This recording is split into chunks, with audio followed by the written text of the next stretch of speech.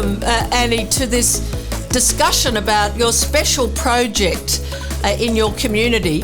Can you introduce yourself and tell us what your job is and where you are?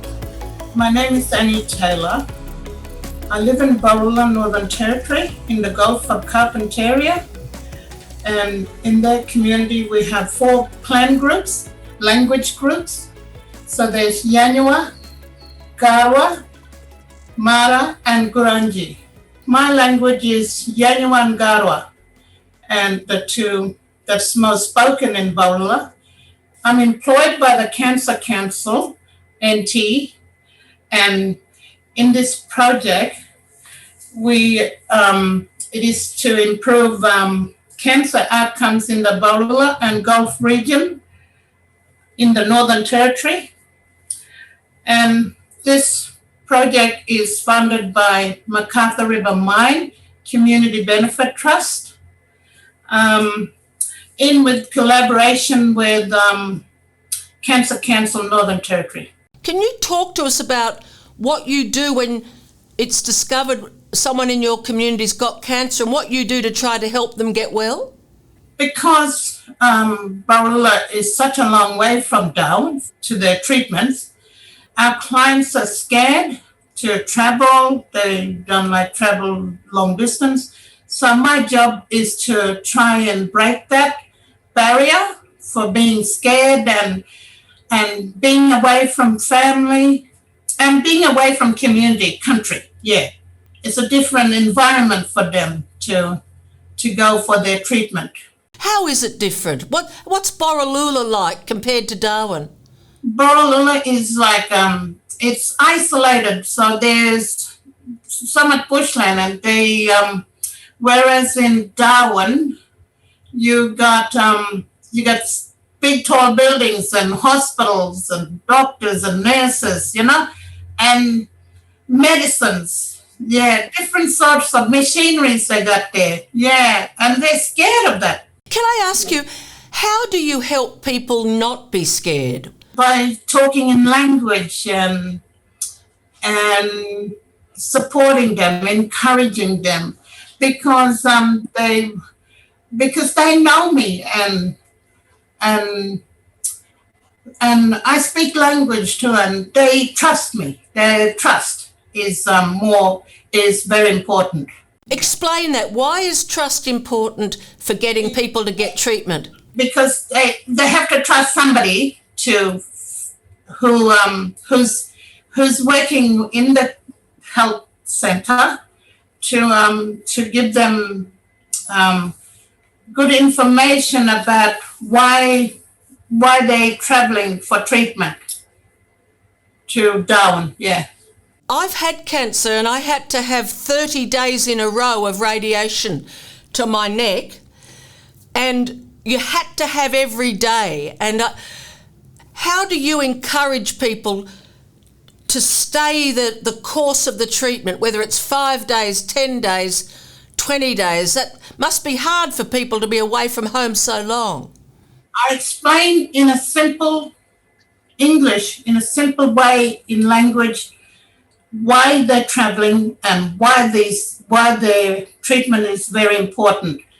And I say to them, if you miss out an appointment or treatment, you have to start over again, Or sometimes if you don't go back and have these treatment, your cancer will spread and doctor won't fix it quick enough. Are you able to travel to Darwin with them? No, I don't.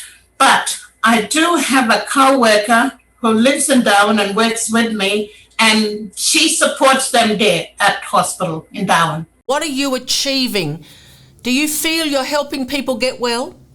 As a worker, everyone I found who I supported right now is happy what I'm doing and supporting them, encouraging them, and make sure, they're not scared and they're not alone going through this journey with cancer. When they're scared and then they just run away and hide and stop treatment, and it's too late for treatment then when they want to come back.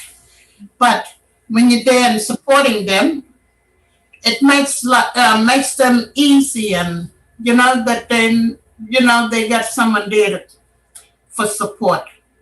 And can you tell me a bit about yourself? How did you start working for Cancer Council Northern Territory, and how did you get involved in this work?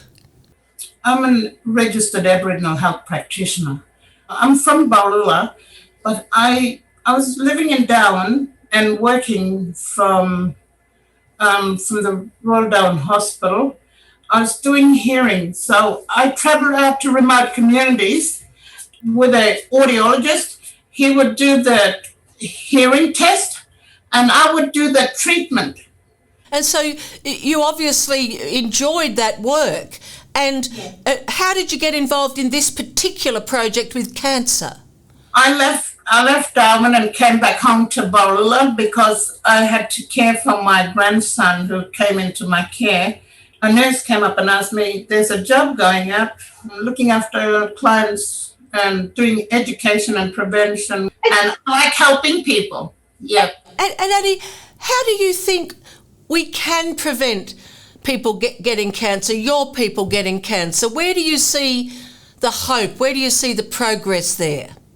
I sometimes walk around in the shops when people sit down. I talk to them individually, about signs and symptoms, signs of cancer, and encourage them to go for the regular checks, with the doctor, and that's where you can,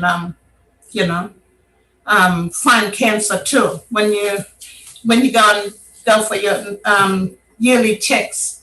Is there anything else you'd like to tell us about your work that you're doing that you're proud of? Well, I support families with, they in palliative care too, and end of life situation where their life is at the end, and I support families around that too. How do you do that, Annie?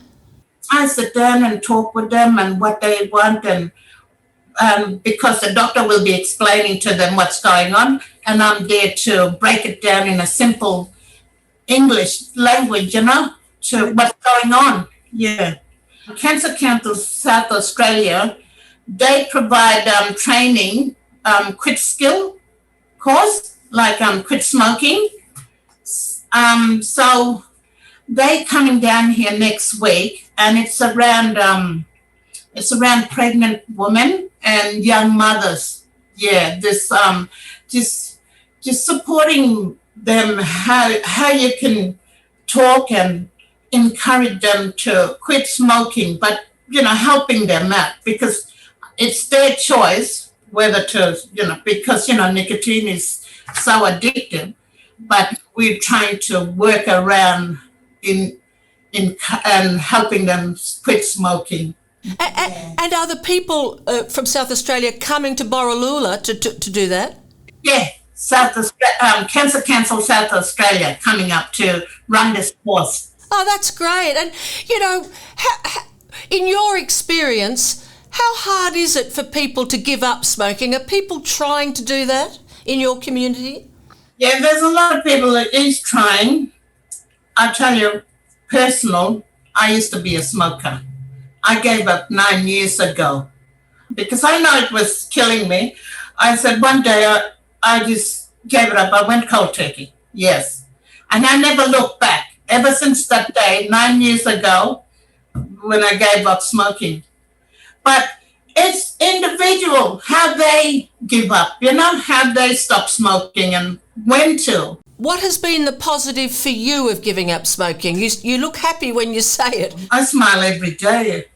I thank myself for not smoking every day ever since I gave up. That's the beauty of it. Yeah, and I still have that smile with me. Yeah. Just my final question is: there's a lot of head and neck cancer in the Gulf. A lot of people get head and neck cancer, and I've had head and neck cancer myself, so it's something I I care about. Are you able to help people with that treatment, which can be very tough when you have to have a lot of radiation and chemo, sometimes surgery? How's it going in your community if someone gets head and neck cancer? Has anyone had it in your community? Yeah, there was few who had head and neck cancer. It's a tough one, isn't it? It is a tough one, and I'm still learning myself, how to deal with it. Sometimes it's so personal, and it's hard to talk, but it's hard to talk about it, but somebody have to do it. Yes, it's a cancer that more men get than women. Yes, it's more male, and I can't help them with that. I was just thinking that because of men's business and women's business, does that make your job a little bit hard sometimes? Yes, it makes my job a bit hard, and having a male worker would be really good for the male patients because with men's business, in our culture. I think it's everywhere in Australia too. Yeah. It'd be good to have a female worker and a male worker to really help all the cancer patients. Yeah, because they can have cancer anyway, and in private areas you can't talk about. Yeah. I understand. Can I just say one more thing? With education and prevention, I go to the high school and teach the younger teenage ones, how to eat healthy and exercise and, what foods are bad for you. And I'm teaching them to look for signs of lumps and things in their parents too, all the grandparents and encourage them to go to the clinic and get checked up. Yeah. Is there anything else you'd like to say? We got a card, and for each cancer is it's a optimal cancer care pathways, and we use that as a guide too. Okay. Yeah. Explain what that is. That card, that optimal care pathway. How does that help you in what you're doing? It explains it properly in simple way. Yeah. When you got cancer and you got all these words, you have to break. It breaks down in a simple way. And, and when you've got somebody and you want to explain it to them what cancer they have, and you got that optimal care pathway there to help you.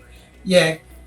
And having early detection and treatment and aftercare. Well, Annie, thank you so much. That was very helpful to us and wonderful to hear you from all the way from Borroloola. Thank you for that.